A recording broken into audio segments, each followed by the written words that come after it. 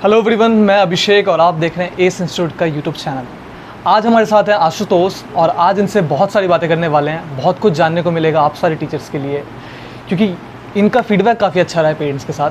तो सबसे पहले मैं आपसे ही पूछूंगा कि आपका मतलब आपने टीचिंग करियर कैसे स्टार्ट किया और कहाँ से, थोड़ा इंट्रोड्यूस करिए अपने आप को। Teaching career as a student ही मैंने स्टार्ट कर लिया था। अच्छा। जब मैं 12th पास आउट हो गया था और फर्स्ट ईयर मैं ज्वाइन किया था। फर्स्ट ईयर मैं DU से कर रहा था। दैन उसी टाइम पे जब फाइनल एग्ज़ाम्स कंप्लीट होने वाले थे उस टाइम मैंने स्टार्ट किया। वो स्टार्ट ऐसे हुआ कि मेरे एक ट्यूटर थे जिन्होंने ऑलरेडी मुझे पढ़ाया हुआ था। उन्होंने ही अपने इंस्टीट्यूट में मुझे चांस दिया कि आप एक बार आइए और यहाँ से टीचिंग स्टार्ट कीजिए। तो जब मैं उनके पास गया तो फाइनली एक चांस मिला कि चलो, फर्स्ट ऑफ ऑल मैं तो हेजिटेट हो रहा कि नहीं ऐसे नहीं कर सकते। तो उन्होंने इस चीज़ का था कि वो ऑब्जर्वेशन थी उनकी जब वो क्लासेस में थे कि मैं जैसे अदर स्टूडेंट्स की हेल्प कर रहा था साथ में फ्रेंड सर्कल में, कभी कोई बता देना, क्योंकि वहाँ थोड़ा परफॉर्मेंस बेटर था एज ए स्टूडेंट मेरा क्लास 12 में। देन वहीं से स्टार्ट हुआ है सब कुछ। जब हम स्टार्ट तो मतलब 2000 आपने क्या बताया कौन से ईयर में स्टार्ट किया था? 2013 में स्टार्ट किया था। मतलब 12 साल हो गया आपको पढ़ाते? हाँ, अप्रॉक्सीमेट 12 ईयर आप कह सकते हो, ये हो गया 2013 के एंड में। और तभी आपने जस्ट 12th पास हुए थे आप? हाँ, 12th पास आउट में 2013 स्टार्टिंग मार्च में, क्योंकि एग्जाम हो गए थे मेरे, तो मैं वो पास आउट हो चुका था। मैं ग्रेजुएशन में फर्स्ट ईयर में BCom ऑनर्स। तो बहुत टाइम हो गया आपका? हाँ, बहुत। तो उस टाइम पे क्या था कि ऑलरेडी मैं अभी भी शायद आपको फील होता हूँ एक्सपीरियंस नहीं, क्योंकि कई बार ये पेरेंट्स भी फील करते हैं। हाँ, तो वो है, तो बट बताना पड़ता है कि 30+ एज है मेरा। दैन ये कंसीडर रहता है इस चीज़ का, तो इस चीज़ का फेस करना पड़ता है। तो कई बार मैं प्रूफ दिखाता हूँ, मैंने 2016 में BCom ऑनर्स कंप्लीट की अपनी। दैन वो इस चीज़ को लेके कंसीडर करते हैं इस चीज़ को कि हाँ, फिर वो मानते हैं। और जो पेरेंट्स का भी फीडबैक आपके साइड से काफ़ी अच्छा था। मतलब जो लास्ट ट्यूशन मैंने आपको प्रोवाइड किया था उसमें पेरेंट्स ये बोल रहे थे कि मुझे आशुतोष सर काफ़ी सुलझे हुए, काफ़ी समझदार लगे कि और फ्लेक्सिबल लगे कि मैं उनके साथ अच्छे से एडजस्ट कर सकती हूँ। राइट। तो उनका वो पॉजिटिव फीडबैक दिया था आपके बारे में उन्होंने काफ़ी। पेरेंट्स का रहता है कई बार, वो क्या है कि कंसिडरेशन, दूसरा ये देखते हैं एक्सपीरियंस। कई जो पेरेंट्स हैं वो ट्रस्ट इश्यूज़ मेनली मैंने बताया कि मेरा सबसे बड़ी जो इसमें आप प्रॉब्लम्स कह सकते हो या वो कह सकते हो मेरे साथ जो एक नेगेटिव थिंग है वो यही है कि एज जो है वो दिखता नहीं है। तो सामने वाला लगता है कि शायद ये स्कूलिंग कंप्लीट किया होगा या अभी फर्स्ट ईयर में आया और पढ़ाने आया। कई बार बोलते हैं कि आप ग्रेजुएट हो। नहीं, तो अच्छी चीज़ है, आप यंग दिखते हो, ये तो कोई खराब चीज़ है। बट ये एज अ ट्यूटर शायद कई जगह पे वैलिड नहीं, वो आपको नहीं बता दोगे या फिर उनके। फिर मैं फाइनली कंसीडर करता हूँ इस चीज़ को क्लियर कर दो। जो लोग ये मान लेते हैं, कई बार तो है कि आप सर्टिफिकेट इशू देख लो कितने, तो उस चीज़ से रहता है। ये कई जगह है, सिर्फ आप मैं नहीं कहूँगा, लेकिन जब कई लोग हैं कि ट्रस्ट करते हैं, और ख़ासकर जो लोग ऑलरेडी एजुकेटेड हैं, एजुकेशन फील्ड से कनेक्टेड है, वो ज़्यादा बेटर समझते हैं इस चीज़ को। जहाँ होता है ना कि अब जो नहीं है, थोड़ा कम एजुकेशन है जिनमें पेरेंट्स का, तो शायद वो नहीं समझ पा रहे हैं उस चीज़ को। वो समझते हैं नहीं, ट्यूटर थोड़ा दिखना चाहिए कि उसमें आवाज़ वो हो, वैसी कोई बच्चा डरे। कई जगह ये रिक्वायरमेंट्स हैं, तो डिपेंड ऑन सिनेरियो। अब कई जगह तो बच्चे जैसे पढ़ा रहा हूँ मैं, तो वो बच्चा ही मेरे से बड़ा दिखता है, तो उनको लगता है कैसे मैनेज करेगा। तो इसका इशूज़ तो रहता है माइनर, लेकिन अगर आप कुछ दिन अगर मेरे साथ ये टाइम स्पेंड हो जाता है तो बच्चा भी काफ़ी कंफर्ट हो जाता है और पेरेंट्स भी। करियर ऑप्शन तो बहुत सारे हो सकते थे, लेकिन आपने होम ट्यूशन को ही अपना करियर ऑप्शन कैसे चूज़ किया? मतलब क्या था? स्टार्टिंग में होम ट्यूशंस तो मैंने कंसीडर नहीं किया। स्टार्टिंग में मैं कोचिंग सेंटर से स्टार्ट हुई थी। 2016 तक मैंने कोचिंग सेंटर में पढ़ाया। मतलब टीचिंग ही कैसे आपके दिमाग में आया कि मैं टीचिंग से ही अपना करियर? वही आपको बताया कि जैसे ही मेरे वो ट्यूटर थे उन्होंने बताया, और स्टूडेंट्स जो दोस्त थे उन लोगों ने ये सर्कल मेरे को प्रोवाइड किया। और अब सच बता रहा हूँ, जब आप स्कूल में थे तो भी अच्छे थे स्टडी? हाँ, मैं उस समय टीचिंग नहीं करता था, बट जैसे फ्रेंड्स हैं, सपोर्ट करना है, तो मेरे को मज़ा आता था। मुझे भी अच्छा लग रहा है कि मेरा जो रिवीजन हो रहा है वो कंसर्न। और मैं आज भी जो स्टूडेंट्स हैं मैं उनको भी सिखाता हूँ, जो मैं पढ़ा रहा हूँ, कि आप पढ़ रहे हो तो ऐसे पढ़ो कि किसी को पढ़ा सको। ये जो टीचिंग स्टाइल है कि आप ये सोचो कि मुझे बताना पड़ेगा किसी ना किसी को जो पूछे, तो ये अलग था। तो वही चीज़ मेरे अंदर था कि पढ़ लिया मतलब किसी को समझाना। तो जब मैं स्टूडेंट्स के मतलब जो भी साथ में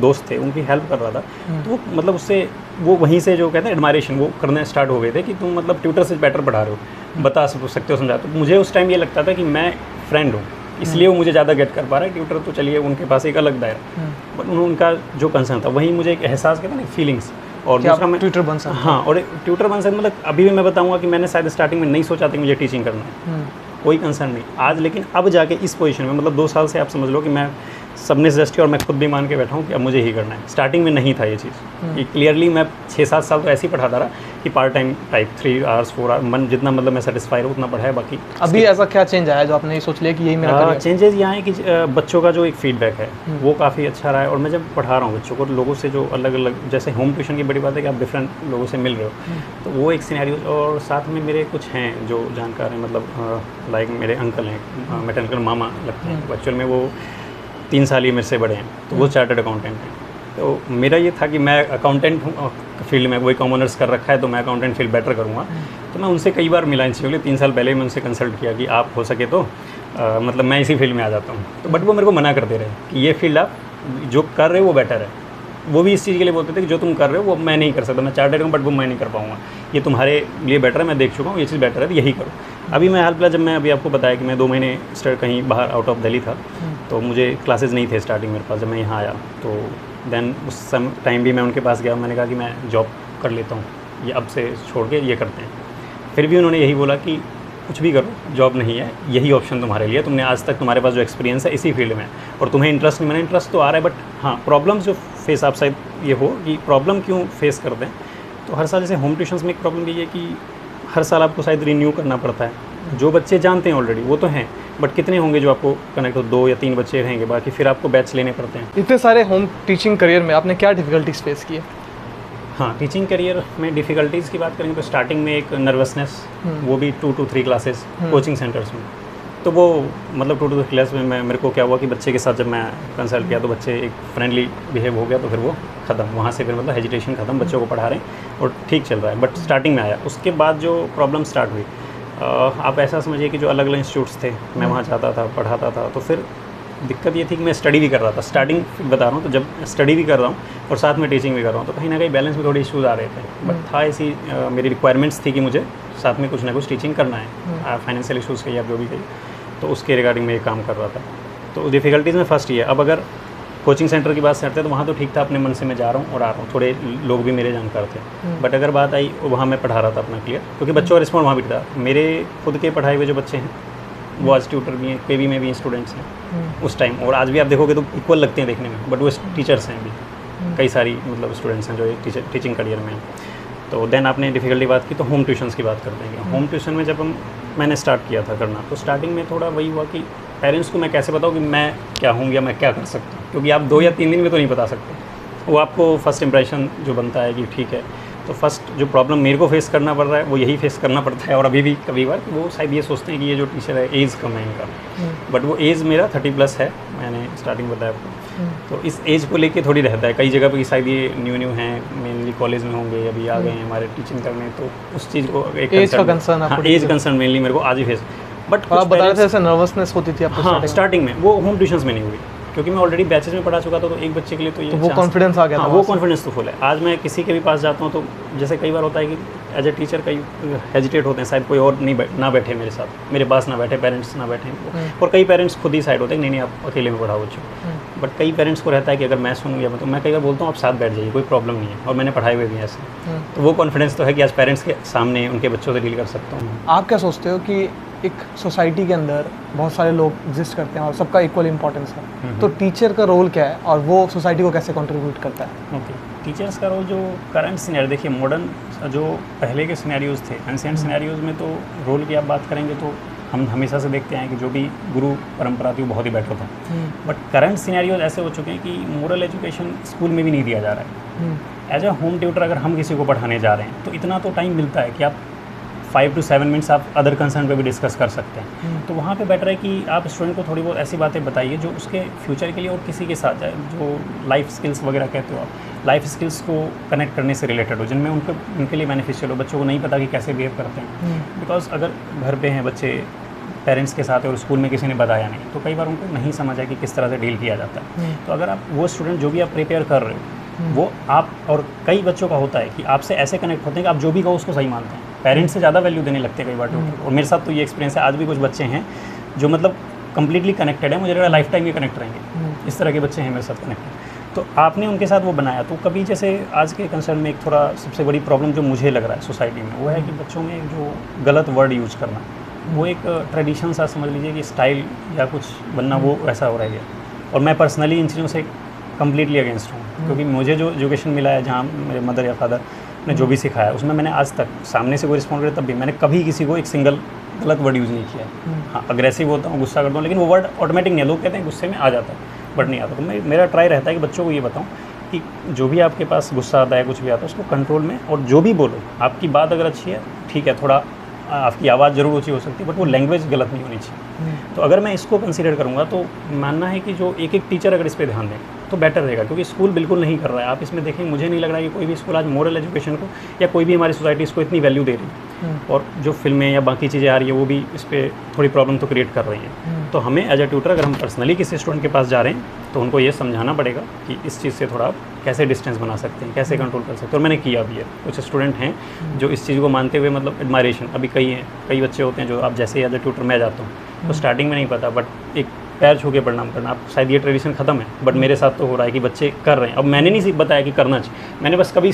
बोलते बोलते समझाते कि नहीं, एजुकेशन देते टाइम के बच्चे ऐसा करो, सुबह उठो तो पेरेंट्स के एक बार करो, स्कूल जाने से पहले एक बार हो सके तो आप फीट उनका टच कीजिए और फिर जाइए, इससे बेटर आपके पॉजिटिवनेस आता है। तो ये उनके साथ करते करते मेरे साथ भी अब ये चीज़ का बेनिफिट तो मिल रहा है। तो सोसाइटी को हम चेंज कर सकते हैं और मैं यंग होते हुए इस चीज़ को फील कर रहा हूँ। तो मुझे लगता है कि जो भी हमारे एक्सपीरियंस ट्यूटर है अगर वो इस पर ध्यान दें तो बहुत ही बेनिफिशियल है। हम 10 बच्चों को भी बदल पा रहे हैं तो वो 10 बच्चे आगे और चेंज जरूर लाएंगे, अपने बच्चों को ही चेंज लाएंगे, आगे उनकी मैरिड लाइफ होगी, बच्चे होंगे, उनको भी सिखाएंगे। तो ये चीज़ है। स्टूडेंट्स के साथ आप कैसे कनेक्ट करते हैं? स्टूडेंट के साथ मैं स्टार्टिंग में आता हूँ, ट्राई रहता है कि ये पहले ये समझ लें कि एज अ ट्यूटर मतलब ये नहीं कि थोड़ा मैं कुछ पूछ नहीं सकता। फर्स्ट कनेक्शन यही रहता है कि वो कोई भी क्वेश्चंस जो आपके सिलेबस से है वो तो पूछ ही रहे हो, अगर आपको कोई और कंसर्न है जो अपने पेरेंट्स से बात नहीं कर रहे हो, मैं साफ ये बात आपको क्लियरली बता रहा हूँ, मेरा ये रहता है कि आप यहाँ, क्योंकि अगर मैं पढ़ा रहा हूँ बच्चे का कंसर्न कहीं और है, एजुकेशन तो ले रहा है मेरे से, बट उसका माइंड ये हो सकता है स्कूल में कोई प्रॉब्लम हो गई है जो वो पेरेंट्स से डिस्कस नहीं कर पा रहे हैं। तो मैं उनसे ऐसा मतलब फ्रेंडली नेचर बनाने का ट्राई करता हूँ। फ्रेंडली मतलब वो नहीं कि कुछ भी बोले, मतलब इतना रहता है कि वो कुछ भी सवाल करने से पहले डरे नहीं। उनको लगता है कि इस प्रॉब्लम का सोल्यूशन शायद सर बता देंगे, पेरेंट्स से बोलने में थोड़ी प्रॉब्लम हो सकती है। तो मैं इस तरह का कनेक्शन बनाना चाहता हूँ कि बच्चा कोई भी क्वेश्चंस करे, किसी भी टाइप का, आपका सिलेबस है उसमें तो मतलब बिना डरे वो सवाल पूछे, क्योंकि स्कूल में तो रहता है 10 बच्चे जो आपके पास बैचेज हैं, 40 बैचेज पर्सन्स या 35 जो स्टूडेंट्स हैं उनके बैचेज हैं, उसमें हो सकता है वो डर लग रहा है कि कहीं क्योंकि कोई हंसेंगे, मैं ये कैसा सवाल पूछ रहा हूँ। वो मेरे साथ ना हो। वो मीन्स अगर मैं 10th के क्लास के बच्चों को पूछ रहा हूँ और वो सिंपल मल्टीप्लिकेशन नहीं कर पा रहा है ना, 0 से मल्टीप्लाई में क्यों 0, वो चीज़ मेरे से पूछे, वो डरे नहीं और घबराए नहीं इस चीज़ के लिए कि सर क्या सोचेंगे। तो ये नेचर एक बनाना पड़ता है। और सब कुछ बच्चे जो बहुत ज़्यादा शैतान हो, जो पढ़ाई में सीरियस ही ना हो, उनको कैसे हैंडल करते हैं? हाँ, अगर ये इस टाइप के बच्चे हैं तो पहली बात तो 100% आप ये देखना है कि उसको अभी चेंज नहीं कर सकता मैं, सेकंड मतलब आया और मैं चेंज नहीं कर दूँगा। जो बिल्कुल है शैतान मीन्स की वो ट्राई करते हैं कि आपको मैनिपुलेट करने का, कि कुछ बातों में आपको उलझाने का, कि टाइम बस बीत जाए, जो आपका टाइम है टाइम वो बिताना चाहते हैं बस कि पढ़ूँ ना, टाइम बीत जाए। तो है क्या कि अगर ऐसे बच्चों को ट्राई हम ये करते हैं कि उनकी बातें सुने, क्योंकि नहीं सुनेंगे तो भी उनको कंसर्न। स्टार्टिंग में मैं 2 से 3 दिन ये करता हूँ, बट धीरे धीरे मैं अपनी बातें उनके ऊपर वो करने लगता हूँ कि ये टॉपिक जब वो डाइवर्ट करते हैं, आप पता है कि डाइवर्ट कर रहा है, आपने स्टार्ट लिया, उनको बोलने दो, 2 लाइन बोलते तुरंत अपने कुछ ला के सामने बोला, अच्छा ये बताना इसके बारे में क्या कर, सिंपली आइदर उसका पॉइंट, अगर आपका बुक नहीं है मीन्स बुक के क्वेश्चन अगर वो नहीं है मीन्स जरूरी नहीं हो सकता है बुक के क्वेश्चन को अवॉइड कर, आप नॉर्मल अपना क्वेश्चन कुछ दूसरा किसी भी तरह का टॉपिक वाइज चेंज कर दो, मीन्स उसका डायरेक्शन जब वो क्वेश्चन जिस चीज़ को लेके वो आपको घुमा रहा है। आजकल क्या है, किसी भी चीज़ की बात करते हैं, मीन्स अगर फिल्में हैं या कुछ भी है कि सर वैसा, या कोई स्कूल कंसर्न में कोई टीचर्स की बात होगी तो लंबी खींचने लगते हैं वो। तो आप ट्राई कीजिए कि वो जो स्टूडेंट है उस अपनी बातें तो बोल ही रहा है, आपको पता ही जाएगा, ये 10 मिनट तक भी बोलता रहेगा, तो आप ट्राई करिए कि अपनी कोई ऐसी बात रखिए भले ही आपकी स्टडी से रिलेटेड नहीं है, जो बच्चा उसमें आ जाए, और जैसे ही वो उसमें आए आप अपनी बात तुरंत चेंज करके उसके साथ टॉपिक पे आ सकते हैं। ये बेस्ट वे है।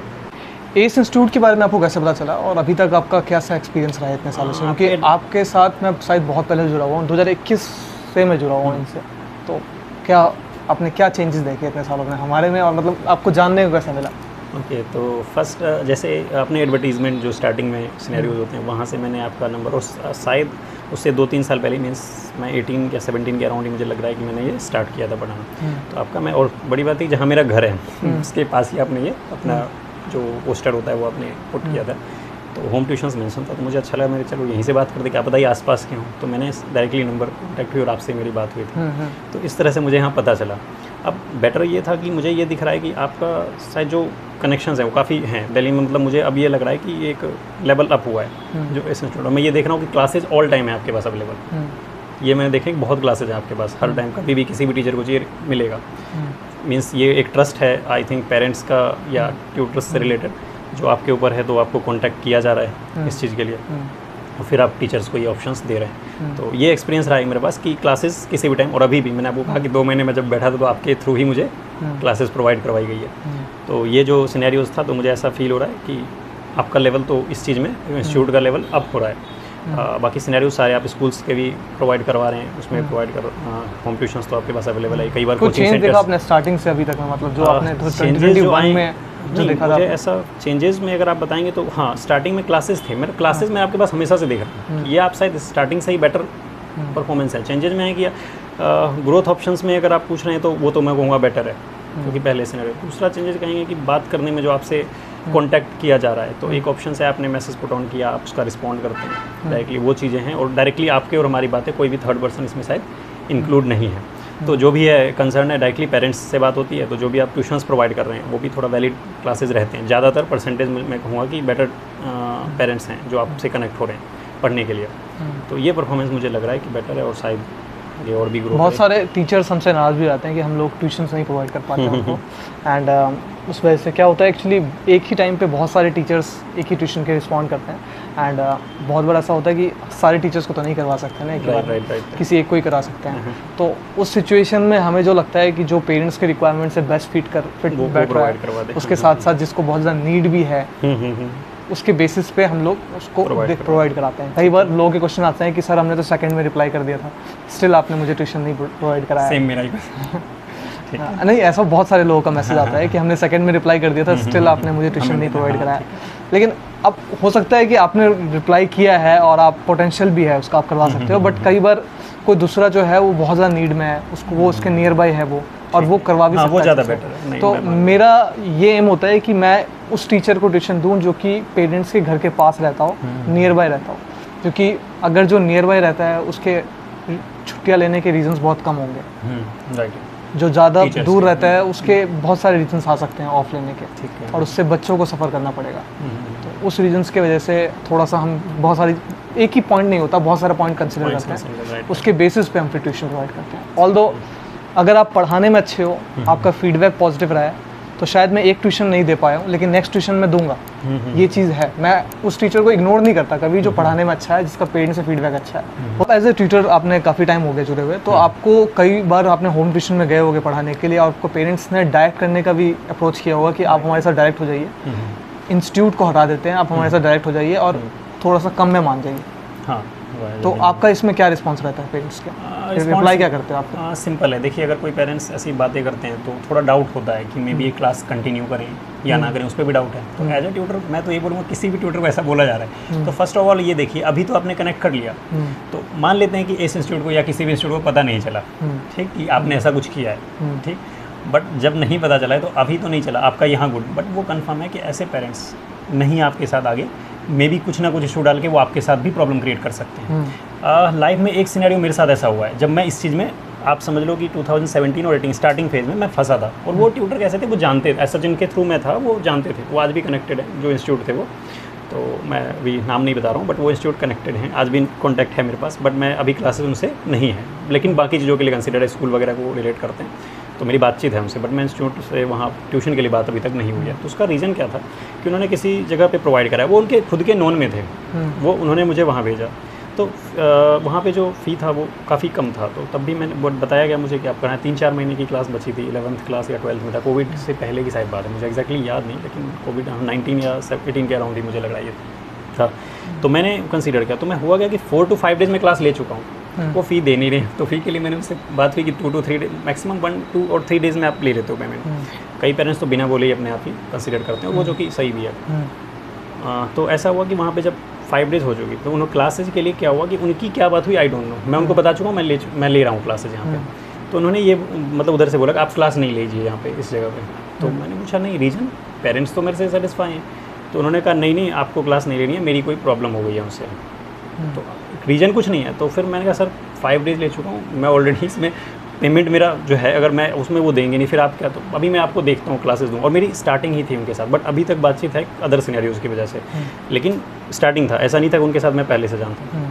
तो मैंने कहा सर देखो बात ऐसी है कि पेरेंट्स सही हैं, और मतलब सही वाली जो बच्चा है वो कनेक्ट हो चुका है, अगर मैंने छोड़ दिया तो बच्चे के मन में, और ये मेरे साथ हमेशा है, मैं कभी भी, आप एक देखिए ऑप्शंस होते हैं कि टीचर पास ज़्यादा पेमेंट वाला आ गया तो अब इधर छोड़ के वहाँ कनेक्ट करो, मैंने ऐसा आज तक नहीं किया लाइफ में। इसके लिए मेरी फैमिलीज़ बोलती हैं कि यही है सिनेरियो, ही है जहाँ पे बेस्ट ऑप्शन है वो देखो, और कई बार मुझे लगने लगता है इसी कि शायद ये सही है, बिकॉज पेरेंट्स कुछ ऐसा करते हैं जिनके साथ मैं काफ़ी ट्रस्टफुल रहा हूँ, मतलब ये समझो कि टाइम बीता है, उन्होंने जब ऐसा कोई टाइम आया तो कुछ गलत कर दिया, तो फिर लगता है यार इतना अगर मैं इनके साथ लॉयल रहा, मतलब जितना नहीं करना चाहिए, 1 आवर की क्लास है, मैं 1.5 घंटे अगर नीड है तो बैठ के पढ़ाता हूँ, इन सब चीज़ों को नहीं देखता, इसलिए मैं पैसेज कम लेता हूँ कि टाइम ज़्यादा भी हो तो चलेगा ये मेरा।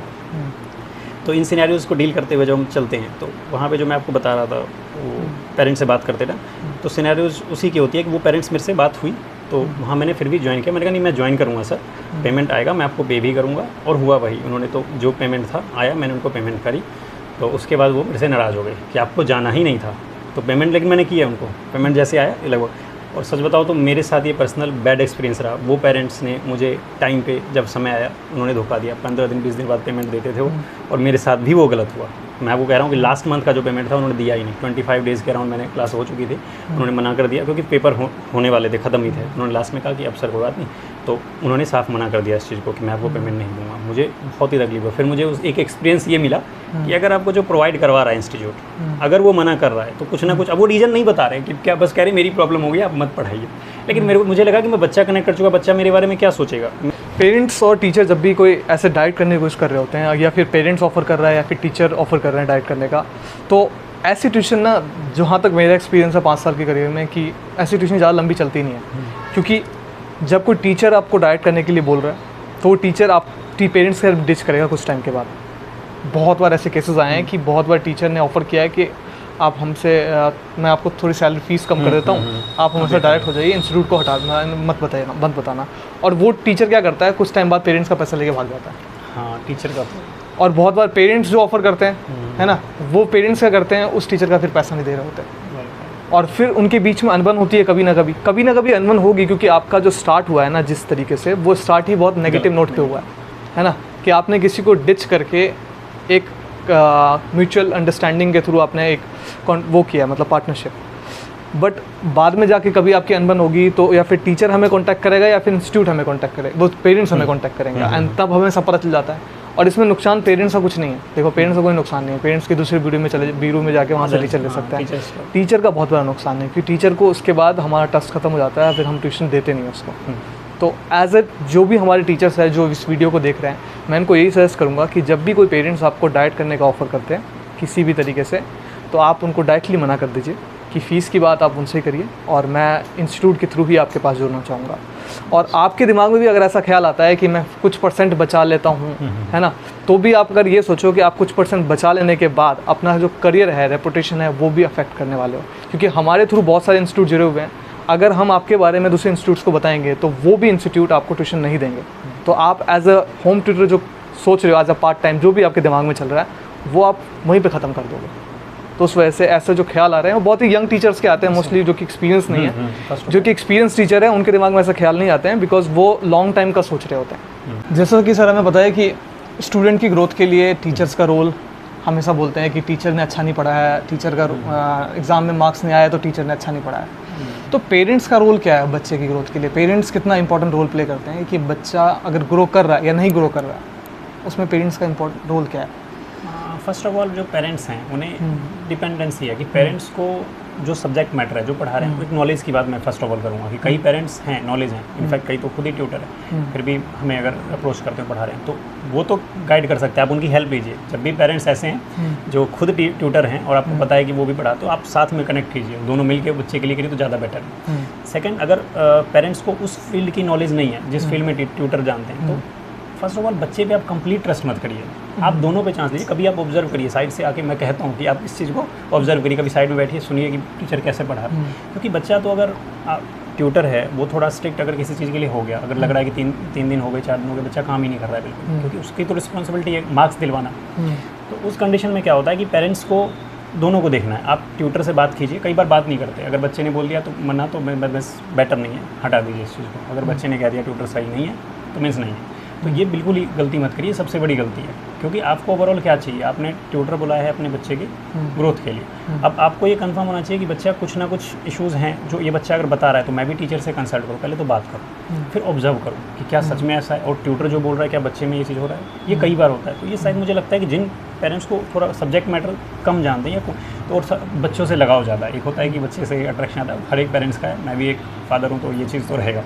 लेकिन फिर भी ट्यूटर कहीं ना कहीं से आए हैं तो आप उन पर वैल्यू करिए, क्योंकि वो पढ़ाने आए हैं, उनके पास और भी फील्ड है, जॉब्स के लिए तो कई ऑप्शंस हैं, लेकिन टीचिंग लाइन ऐसा है जहाँ पे पेरेंट्स एंड टीचर दोनों को थोड़ा सा कंफ्यूज होना होगा। स्टार्टिंग फेज तो नहीं था जब पेरेंट्स का मतलब रोल कितना है, मतलब एज ए स्टूडेंट की? हाँ, सेम मैंने कहा कि आपको ट्यूटर से कंसल्ट करना चाहिए। हाँ। और रोल ये है कि आप अगर टीचर कुछ बता रहा है आपको तो आप उस पर भी नहीं कह रहा हूँ 100%, क्योंकि हर एक ट्यूटर शायद सही ना हो, लेकिन आप ट्रस्ट करिए। तो रोल बहुत बड़ा है। रोल अगर कम करेंगे, क्योंकि मैं तो 1 आवर के लिए जा रहा हूँ, 1.5 आवर मान लीजिए पढ़ा, उसके बाद मैंने बता दिया कि बच्चों को क्या करना है। अगर मान लीजिए कुछ वर्क देके गए और बच्चा 2 दिन 3 दिन से नहीं कर रहा है तो हम थोड़ा स्ट्रिक्ट होंगे। हो सकता है बच्चा उसके ऊपर कंप्लेन करे कि तो एक बार बात कीजिए। सबसे बड़ा रोल ये है, अगर उन्होंने बात नहीं की तो प्रॉब्लम क्रिएट हो गई टीचर और पेरेंट्स के बीच। तो सबसे बड़ा रोल जो मैं बोलता हूँ कि यही है कि टीचर से कंसल्ट करना जितना बच्चा जानता है ना, पेरेंट्स को भी जानना ज़रूरी है। अगर टाइम नहीं है पेरेंट्स के पास तो फिर थोड़ा सा ये कंसर्न है, क्योंकि अगर टाइम बिल्कुल नहीं है तो मुझे लगता है कि ट्रस्ट करना पड़ेगा टीचर पे भी और अपने बच्चे पे भी। थोड़ा सा बात कीजिए दोनों से और देखिए चांस बड़ा। आप ये मत सोचिए कि मेरा बच्चा मैं उसकी ज़्यादा फेवर कर रहा हूँ और सर की बात नहीं सुन रहा हूँ। दोनों कीजिए, क्या पता वो टीचर हैं कितना बेटरमेंट के लिए आपके बच्चे का सोच रहे हैं, और देख के पता चल जाता है क्लियरली। एक पेरेंट्स उन्हें पता है कि उनका बच्चा किन टीचर्स के साथ ज़्यादा कनेक्ट रहेगा। तो बच्चा आज का समय में वैसा नहीं है जो पहले चलती थी। गुरुदेव हैं, पूरा सौंप दिया अपने बच्चों को कि अब कंप्लीटली जो कहेंगे भाई, वो पहले था। अब ऐसा नहीं होगा, क्योंकि ट्यूटर भी उतने सही शायद ना हो और बच्चा भी उस तरह का नहीं है कि बिल्कुल लॉयल है टीचर्स के लिए। तो पेरेंट्स इसमें टीचर से कनेक्ट रहे, बेस्ट ऑप्शन यही है। अगर वो कनेक्ट रहेंगे ये सारी प्रॉब्लम्स अराइज नहीं होंगी। एक इंपॉर्टेंट क्वेश्चन है मेरा आपके हाथ कि स्टूडेंट जो एग्ज़ाम के लिए प्रिपेयर कर रहे होते हैं उनका अप्रोच क्या होना चाहिए? एग्ज़ाम के लिए फर्स्ट ऑफ ऑल जैसे हमने पढ़ाया है तो स्टार्टिंग से हम पढ़ाते आ रहे हैं, सभी सिलेबस हमने कंप्लीट कर दिया। अब बच्चा एग्ज़ाम के लिए अप्रोच करना, एग्जाम में पेपर आ चुके हैं, तो उस कंडीशन में आप एज अ ट्यूटर मेरे से पूछ रहे हैं कि मुझे मतलब पढ़ा रहा हूँ अभी भी 10 या ओवर एज ए स्टूडेंट क्या अप्रोच होते हैं? स्टूडेंट ये वीडियो देख रहे हैं उसके लिए। ओके, स्टूडेंट ये उस कंसल्ट पे करेगा जब एग्जाम्स आते हैं। तो पहली बात, हर एक बच्चे के लिए शायद वो जो रिवीजन कंसर्न है, बड़ी प्रॉब्लम है कि दोबारा उस चीज़ को पढ़ना बोरिंग है, नहीं कर पा रहे हो। तो लेकिन उसको करना तो है, तो करना है। तो अगर आप ट्यूटर हैं आपके साथ, तो अगर कोई चीज़ आपको बोरिंग लग रहा है तो एक बार फिर से उनसे बोलिए कि सर शॉर्ट में इसको आप क्लियर कर दो। तो अगर वो दोबारा करवा दे रहे हैं, ट्यूटर हैं, नहीं है तो फिर आप खुद को इस चीज़ को एनालाइज करिए। आजकल आपके पास बहुत सारे सिनेरियोज़ हैं। मैं एआई की बात करूँगा कि कई सारे एआई प्लेटफॉर्म्स हैं जो आपको कई सारे बेनिफिट दे सकते हैं। कोई टॉपिक है आप उसमें डालिए, एआई में कंसल्ट कीजिए, आपको शॉर्ट फॉर्म पहले आप उसको समरी पढ़ लीजिए, देन रिपीट कीजिए। तो ये चीज़ आपके लिए ज़्यादा बेनिफिशियल है। एग्ज़ाम टाइम पे कई बच्चों का इंटरेस्ट बहुत ज़्यादा होता है, वो लॉन्ग आवर्स पढ़ पाते हैं, और कई बच्चे नहीं पढ़ पाते। जस्ट लाइक जब मैं स्टूडेंट था तो मैं भी ये एग्ज़ाम टाइम पे ये काम नहीं कर पा रहा था। तो बेटर ये है कि आप उस कंसल्ट में अगर कोई आपको मिल रहा है, साथ में ग्रुप स्टडी कर सकते हो, तो ये कर लो कि खुद नहीं पढ़ पा रहे हैं, कोई बोल रहा है उसी से सुन पा रहे हैं। मैं एग्ज़ाम टाइम पे यही करता था। बोर्ड एग्जाम्स के टाइम जब मेरे पास थे तो मैं ग्रुप में अपने फ्रेंड्स के साथ बैठता था और किन्हीं दूसरों को पढ़ा लेता था कि देखो ये चीज़ ऐसा है, मुझे पता है ये चीज़ मुझे कॉन्सेप्ट क्लियर हो जाता है। हाँ, बस यही चीज़ था। और मॉक टेस्ट भी काफ़ी, हाँ, मॉक टेस्ट 100% आज के टाइम पे जो, बट मॉक टेस्ट डिपेंड करता है कि आप किस चीज़ के लिए प्रिपेयर कर रहे हैं। मॉक टेस्ट मीन्स अगर रिटन एग्जाम्स हैं तो कम्प्लीटली पेपर सेट लेके 9th 10th का, हाँ, तब तो सैम्पल पेपर लीजिए और बैठ जाइए। वो ज़्यादा सीधा कंप्लीट। हाँ, 2 से एट द एंड आपको काफ़ी सारे सैम्पल, मैं खुद भी एज ए ट्यूटर अगर मैं पढ़ा रहा हूँ किसी बच्चे को तो 3-3 4-4 सैम्पल पेपर में मीन्स सेट कम्प्लीटली, मैं ये एक सेट की बात नहीं करूँगा, 3-3 4 बुक जो सैम्पल पेपर हो सकते हैं मार्केट में, वो करवाने की कोशिश करता हूँ, पूरा कंप्लीट करें बच्चा। क्योंकि ज़्यादा सीधा क्वेश्चन करने पड़ेंगे उसका। हाँ, 3 घंटे बैठे, जैसे मान लीजिए एग्जाम टाइम 10 बजे से आपका पता है कि 10 से 1 या कोई भी सिनेरियो चल रहा है, 10 से 1 का टाइम है, तो ट्राई कीजिए कि उसी टाइम पे एग्जाम दीजिए।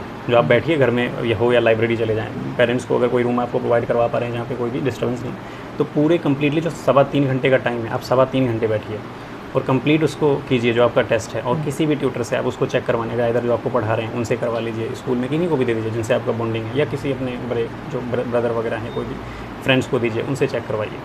तो इससे आपको काफ़ी बेनिफिट्स मिलेगा इसमें। ठीक है, फिर आपसे मतलब ये पॉडकास्ट यहीं पे ख़त्म करते हैं। एंड बहुत कुछ जानने को मिला है एंड बहुत सारे सवाल पूछे हैं, है ना। एंड आपका कैसा रहा फीडबैक अभी तक? हाँ, बहुत अच्छा। इसमें जो बात हुई नर्वसनेस बिल्कुल, मैं कभी कैमरे को मैंने आज तक फेस नहीं किया, मैंने कभी ऑनलाइन क्लास भी ट्राई नहीं करता हूँ। दैट्स वाई मुझे ऐसा फील होता है कि अगर आप कैमरे के सामने तो एक्सपीरियंस वो नहीं आ रहा है बच्चों की तरह एज ए। बट टाइम के साथ आप नॉर्मल कंफर्टेबल हो गए? हाँ, बट जब मैं स्टार्टिंग में आया तो मुझे बोलना नहीं जा रहा था कम्प्लीटली। बट आपके साथ भी बैठे बैठे ये चीज़ कॉन्फिडेंस दे रहा है। मुझे लग रहा है कि अब आप बात करते रहो शाम तक, मुझे कोई प्रॉब्लम नहीं है। इसी के साथ ये वीडियो यहीं पे ख़त्म करते हैं। Thank you so much.